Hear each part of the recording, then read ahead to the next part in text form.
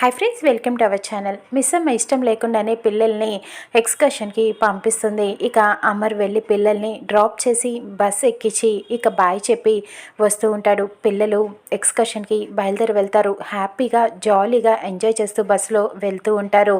వాళ్ళందరూ చాలా సరదాగా ఉంటారు. ఇక అమర్ ఇంటికి తిరిగి వస్తూ ఉంటాడు. ఇక్కడ నిర్మల, సదాశివం ఇద్దరూ కూడా పిల్లలు సేఫ్గా రావాలని పూజ చేసి హారతి ఇస్తూ ఉండగా హారతి ఆరిపోతుంది. ఇక అపశకునంగా భావించి బాధపడుతూ ఉంటారు వాళ్ళు. ఇక్కడ గుప్తా చాలా బాధపడుతూ ఉంటాడు. ఏదో సతమతమైపోతూ ఉంటాడు.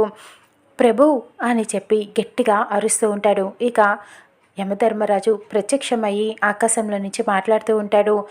ఎందుకు గుప్తా అలా చింతించుచున్నావు అని ప్రశ్నిస్తూ ఉంటాడు. ప్రభు, ఆ పిల్ల పిచ్చుకలకు జరిగే ప్రమాదం గురించి తెలిసి సతమతమైపోతున్నాను ప్రభు, ఏమీ చెయ్యలేకపోతున్నాను అని బాధపడుతూ చెబుతూ ఉంటాడు. యమధర్మరాజు చెప్తాడు, ఆ పిల్లలకు జరిగే ప్రమాదం నిజమే అని చెబుతూ ఉంటాడు.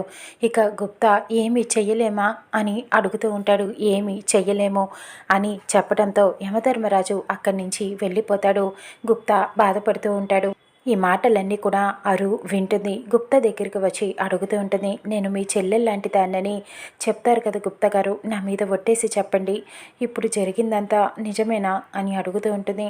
అవును బాలిక, ఇప్పుడు ప్రభువుల వారు చెప్పిందంతా నిజమే, నీ పిల్ల పిచ్చుకలకు ప్రమాదం పొంచి ఉంది అని చెప్పడంతో అరు చాలా బాధపడుతూ ఉంటుంది. ఏం చేయాలని ఆలోచిస్తూ ఉంటుంది. ఇక పిల్లల్ని బాగి ఎలా కాపాడుకుంటుందో రానున్న ఎపిసోడ్లో చూద్దాం.